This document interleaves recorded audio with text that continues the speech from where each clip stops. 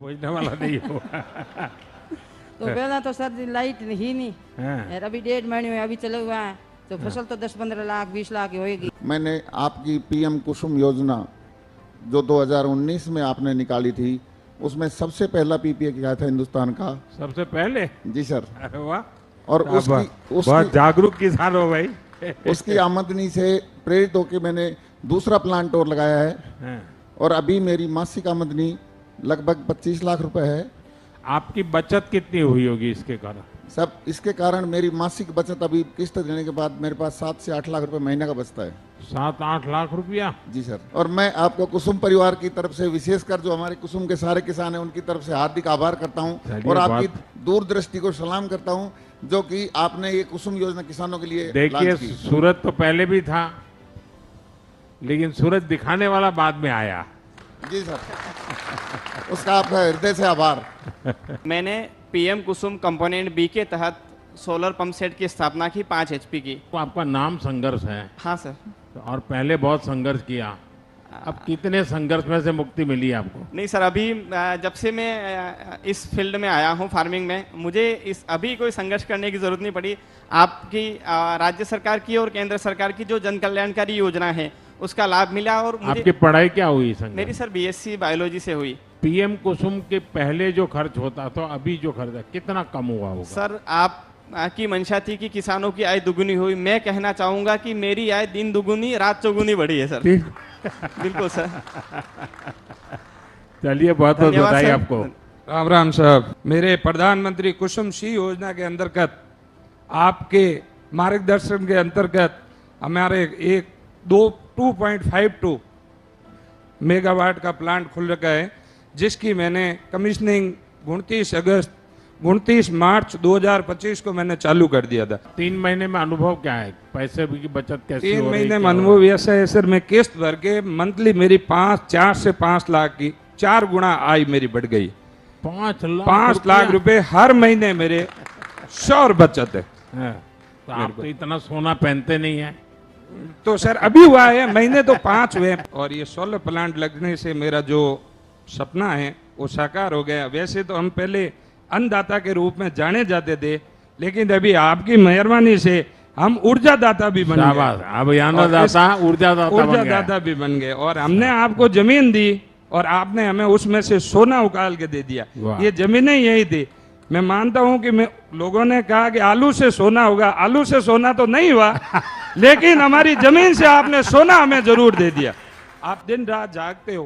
पहले हम बड़ी बड़ी कंपनियों को देखते थे कि इनके सोलर प्लांट है, ये है, वो है। अगर आप यहाँ पे नहीं होते इस देश की राजनीतिक, तो हमारा ये देखिए आज गरीब की अपनी भी सोलर प्लांट होता है, यही तो फर्क है। मोदी है तो मुमकिन है। सोलर जो प्लांट लगाया है 7.5 हॉर्स पावर का है और 7.5 हॉर्स पावर में अभी तक हम, क्योंकि उससे पहले डीजल से अपना खेती करते थे, डीजल पंप सेट था, और इसको लगाने के बाद हमारी जो बचत हुई वो लगभग 1 साल के दौरान, 1 साल गुजरा है, लगभग 2.25 लाख रुपए मैंने डीजल 2.25 लाख रुपए 1 साल में आपकी बचत हुई। और आपके उस सोलर प्लांट जो आपका आशीर्वाद रहा पूरे हिंदुस्तान पर, और मुझे लगता है कि सूरज की कीमत शायद किसी ने समझी नहीं जो आपने समझी है, उसके तहत देखिए हमारे पूर्वजों ने तो बहुत समझी थी जी। मैं भरतपुर की जनता की तरफ से, किसान बहनों भाइयों की तरफ से आपका बहुत बहुत धन्यवाद ज्ञापित करता हूं। राम राम साहब, जय हिंद, जय भारत। पूरे महाराष्ट्र के कुसुम परिवार की ओर से हम आपका बहुत बहुत आभार व्यक्त करते हैं।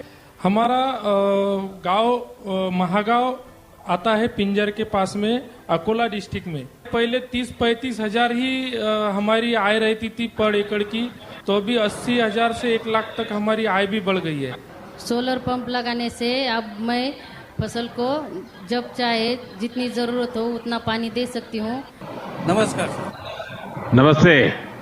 काय साताराहून आहे का तुम्ही? हो, साताराहून आलो। हो, बोला। अभी कितने लोग काम करते हैं आपके यहाँ? 50-60 लोग। हो। हाँ सर, मेरे को ये पहले मैं खेती करता था, सिंगल खेती में डीजल इंजन का वापर करता था। अब ये डीजल की बचत में 30-35-40 हजार रुपए बच रहे साल की। हाँ, उत्पन्न पहले 60-70 हजार था, अब 1 लाख के ऊपर सरासरी बढ़ गए। मैं धुलिया डिस्ट्रिक्ट से आया हूँ। अब धुलिया वालों को तो गुजराती भी आता है यार। गुजराती इधर मेरे बांसवाड़ा वालों को भी गुजराती आता है। हाँ, हिंदी उधर भी कम धुले वालों जानते को भी हैं। आता है। पहले बहुत ज्यादा खर्चा होता था, अभी कुछ खर्चा बचने लगा तो मैं कुछ खेती में लगाता, कुछ मेरे लड़कों को पढ़ने में लगाता, तो इसलिए मुझे अच्छा फायदा होने लगा। एक तो मेरा सभी किसान भाइयों से आग्रह है कि सौर ऊर्जा को भी एनडीआरएफ के तहत विशेष रूप से 138 करोड़ रुपए की राशि उपलब्ध कराई। और मैं आश्वस्त करना चाहता हूं आपके माध्यम से माननीय सदस्य को कि बिना किसी भेदभाव के इसमें कई किसान ऐसे हैं जो स्वयं खेती नहीं करते, पट्टों पर अपनी जमीन जो या खेती करने वाले दूसरे साथी उनको दे देते हैं। और ये बात सच है कि ऐसे किसानों को कई बार शासकीय योजनाओं का लाभ नहीं मिल पाता है, उनको बीज की जरूरत है, प्राकृतिक आपदा में नुकसान की भरपाई होना है, तो उनको इन चीजों का लाभ, योजनाओं का लाभ नहीं मिलता।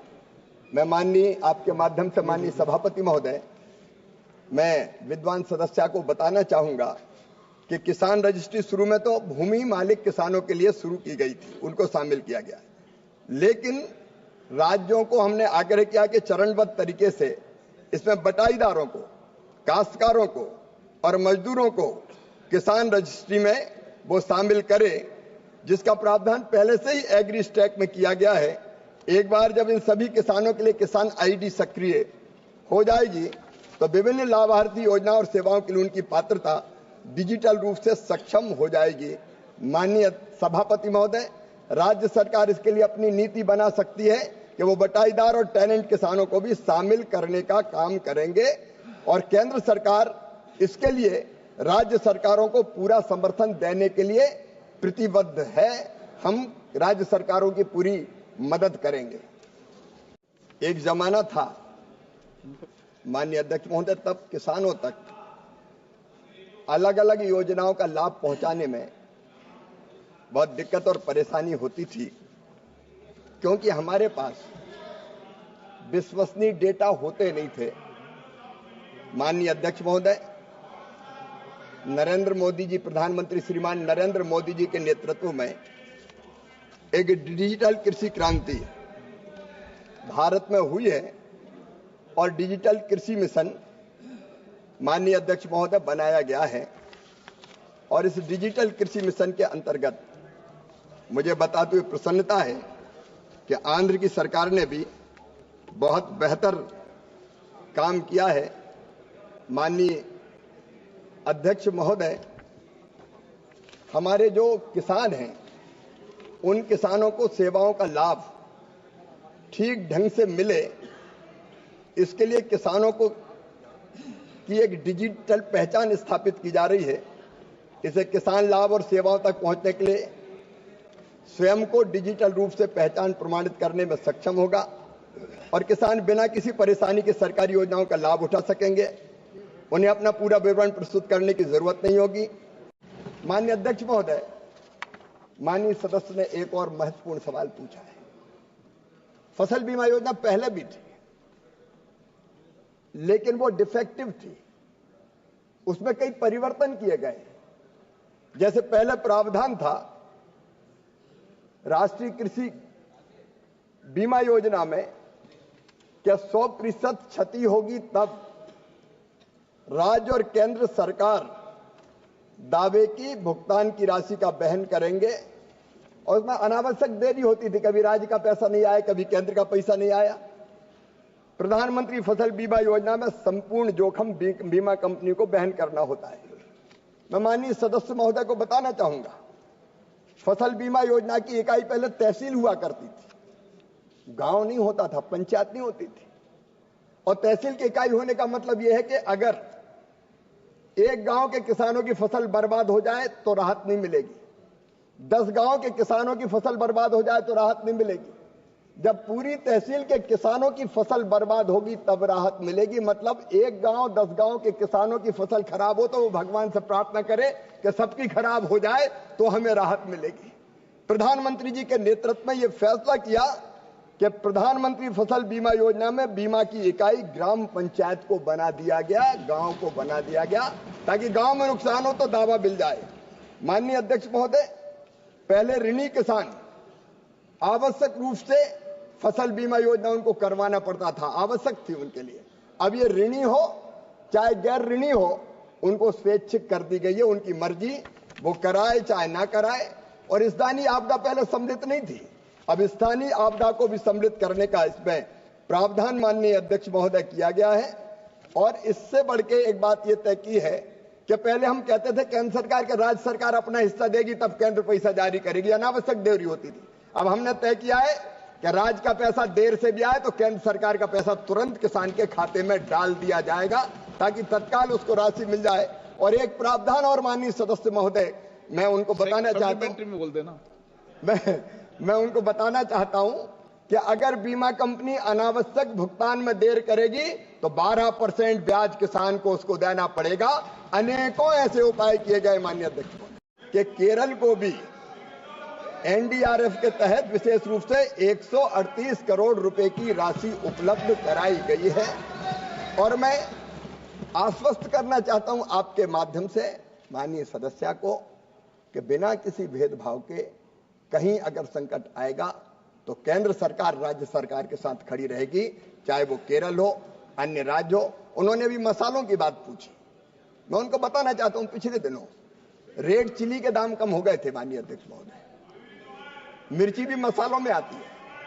आंध्र के मुख्यमंत्री आए, हमने तुरंत फैसला किया कि रेड चिली 11,000 रुपया प्रति क्विंटल के माध्यम से खरीदी जाएगी और हमने यहां से आदेश जारी किए। आपने अलग अलग किसानों को पूछा, मैं सुपारी उत्पादक किसानों के बीच कर्नाटक गया, कर्नाटक के मित्र यहां बैठे होंगे, वहां एक भयानक बीमारी के कारण वो पेड़ नष्ट हो गए थे। हमने एक स्पेशल पैकेज उसके लिए स्वीकृत करने का काम किया। माननीय अध्यक्ष महोदय, जहां भी प्राकृतिक आपदा से किसानों पर संकट आएगा, वो देश के किसी राज्य के किसानों, किसी गांव के किसानों, उनके साथ भारत सरकार सदैव खड़ी रहेगी। कोई भेदभाव नहीं होगा, कोई भेदभाव नहीं होगा। क्वेश्चन नंबर 2, पहले फसल ऋण प्राप्त करने में माननीय अध्यक्ष महोदय और कागजी कार्रवाई और बाकी प्रक्रियाओं में बहुत समय लग जाता था, लेकिन किसान रजिस्ट्री बनने के बाद आधा घंटे के अंदर किसान फसल ऋण प्राप्त कर सकते हैं। किसान को अगर अपनी फसल बेचना है तो बिना किसी कागजी कार्रवाई के फार्मर आईडी बनाकर अपनी बोई गई फसल का ब्यौरा साझा कर सकते हैं, जिससे आसानी से मूल्यांकन करके उनकी फसल खरीदी जा सकती है। किसान फसल के खरीदारों से डिजिटल रूप से जुड़ सकेंगे और कम समय में अपना सौदा तय कर सकेंगे। माननीय अध्यक्ष महोदय, आपदा की राहत भी किसानों को जल्दी मिल सकेगी, ऋण स्वीकृति जल्दी होगी। पहले ये सारे काम मैनुअल किए जाते थे राजस्व विभाग के कर्मचारियों के द्वारा, और कई बार पता ही नहीं चलता था पन्नालाल की जमीन कब धन्नालाल के नाम हो गई, या बैंकों से ऋण लेने के लिए लंबे चक्कर लगाने पड़ते थे। लेकिन ये प्रधानमंत्री जी का विजनरी दृष्टिकोण है, जिसके कारण अब ये किसान आईडी बनेगी और लगातार आंध्र प्रदेश में किसान आईडी बनाने के क्षेत्र में माननीय अध्यक्ष महोदय काम चल रहा है। जो दूर दराज के किसान हैं, छोटे किसान हैं, जिनके पास सुविधा नहीं है, वो एफपीओ के माध्यम से, कृषि सखी के माध्यम से भी इन योजनाओं का फार्मर आईडी बनाने के लिए योगदान ले सकते हैं। और आंध्र प्रदेश की सरकार को मैं बधाई देना चाहूंगा कि फार्मर आईडी बनाने में उन्होंने बहुत अच्छा काम किया है और बचे हुए शेष किसानों को भी शीघ्र फार्मर आईडी उनकी बना दी जाएगी, इससे जोड़ दिया जाएगा। कि केरल को भी एनडीआरएफ के तहत विशेष रूप से 138 करोड़ रुपए की राशि उपलब्ध कराई। और मैं आश्वस्त करना चाहता हूं आपके माध्यम से माननीय सदस्य को कि बिना किसी भेदभाव के, इसमें कई किसान ऐसे हैं जो स्वयं खेती नहीं करते, पट्टों पर अपनी जमीन जो या खेती करने वाले दूसरे साथी उनको दे देते हैं। और ये बात सच है कि ऐसे किसानों को कई बार शासकीय देख सकते हैं कि किसान कर्ज माफी योजना की लिस्ट जारी हो चुकी है। यहाँ पे पोर्टल भी आ चुका है किसान ऋण माफी योजना। अगर आप किसान हैं, केसीसी के माध्यम से या किसी भी माध्यम से कर्ज ले रखा है तो आपके लिए अब तक की सबसे बड़ी खुशखबरी हो चुकी है। यहाँ पर देखिए कि किसानों की जो कुल भुगतान भी शुरू हो चुका है। बस और बस आपको केवाईसी करना अनिवार्य है। केवाईसी करते ही आपका कर्ज माफ कर दिया जाएगा। कैसे होगा पूरी जानकारी इस वीडियो में बताएंगे, वीडियो के साथ बने रहिएगा। किसान कर्ज माफी योजना की लिस्ट जारी हो चुकी है। सभी किसानों का कर्ज माफ होना शुरू हो गया है। इस पोर्टल पर कैसे होगा ये जानकारी हम आपको देने वाले हैं। सबसे पहले आपको लिस्ट में नाम चेक करना है। लिस्ट में नाम चेक करने आपको अपने मोबाइल में टाइप करना है पीएम और किसान। पीएम किसान सर्च करने के बाद पोर्टल खुल के आएगा। पोर्टल खुलने के बाद एक पोर्टल पे क्लिक करना है, पीएम किसान वाले पोर्टल पे। और इस पोर्टल पे खुलने के बाद आपको यहाँ पे एक नीचे स्क्रॉल करना है। स्क्रॉल करने के बाद नीचे आपको जो है मैं दिखाता हूँ आपको, बेनिफिशियरी लिस्ट वाला एक ऑप्शन आएगा। इसमें आपको जो है देखिए यहाँ पे न्यू का ऑप्शन आ चुका है। ये देखिए न्यू का ऑप्शन, ये जिन जिन किसानों ने कर्ज ले रखा है उन सभी किसानों के लिए लिस्ट जारी हो चुकी है। लिस्ट वाले पे क्लिक करना है। क्लिक करने के बाद दोस्तों तुरंत आपको अपना राज्य डालना है यहाँ पर। उसके बाद जिला डाल लेना है। उसके बाद सब जिला डालना है। देखिए यहाँ पे आपको डालना है अपना राज्य, जिला, ब्लॉक और गांव। ठीक है, राज्य, जिला, ब्लॉक और गांव डाल के गेट रिपोर्ट पे क्लिक करना है। अगर इस लिस्ट में नाम होगा तो आपका यहाँ पे अगर लिस्ट में नाम होगा तो आपका केसीसी कर्ज जो है माफ हो सकता है। तो जाएं अभी का अभी लिस्ट में नाम चेक करें। और अगर लिस्ट में नाम नहीं है तो नीचे कमेंट में बताएं। घबराने की ज़रूरत नहीं है। नीचे चैनल को सब्सक्राइब करके नीचे कमेंट करें। हम आपका कर्ज माफ़ करवाएंगे। हमारी टीम आपको गारंटी के साथ कर्ज माफ़ कराएगी। क्यों आपको मैं एकदम आसान तरीका बता देता हूँ। ये गारंटी देखिए यहाँ पे अगर आपको नहीं है हुआ है तो इसके लिए आपको ऑनलाइन आवेदन करना होगा, जिसमें आपको बताना होगा कि आपका अभी तक कर्ज माफ़ नहीं हुआ है। इसके लिए आपको डीबीटी सर्च कर लेना है। डीबीटी के बाद एक पोर्टल खुल के आएगा, डीबीटी गवर्नमेंट ऑफ इंडिया का। यहाँ पर dbt.भारत। ठीक है, देखिए यहाँ पे गौर से देखिए दोस्तों, ये अभी जो अब तक का सबसे कोई नहीं बताया होगा जो तरीका बता रहे हैं। उसके बाद ये वाला पोर्टल खुल के आएगा। ठीक है, उसके बाद आपको अप्लाई ऑनलाइन वाले ऑप्शन पे क्लिक कर देना है। क्लिक करने के बाद आपको फार्मर वाला ऑप्शन क्लिक कर लेना है। क्लिक करने के बाद एक पोर्टल खुल के आएगा। नीचे स्क्रॉल करना है और यहाँ पर देख सकते हैं कि ये जो सब्सिडी है, जो कर्ज माफ़ी की सब्सिडी है, क्लिक वाले ऑप्शन पर क्लिक करके और सिंपली इस वाले ऑप्शन पर क्लिक कर देना है। क्लिक करते ही आपके सामने एक पोर्टल खुल के आएगा कुछ इस प्रकार। यहाँ पर देख सकते हैं न्यू फार्मर रजिस्ट्रेशन, और इस वाले में आपको अपना बैंक डालना है। ठीक है, उसके बाद बैंक का ब्रांच नाम डालना है। ठीक है, ये सब कुछ डालना होगा। उसके बाद बैंक का आईएफएससी कोड भी डालना होगा। जिस बैंक से आपने ले रखा है उस बैंक का IFSC code, bank account number, ये सब कुछ डालकर और सबमिट कर देना होगा। सबमिट करते ही जैसे ही सबमिट कीजिएगा तो आपको एक मैसेज आएगा कुछ ही देर बाद कि आपका कर्ज माफ हो चुका है और लिस्ट में भी नाम आ जाएगा। ठीक है, तो अभी का अभी करना होगा, लेकिन ध्यान रखना होगा अगर आपको ये पोर्टल नहीं खुल के आ रहा है तो घबराने की ज़रूरत नहीं है।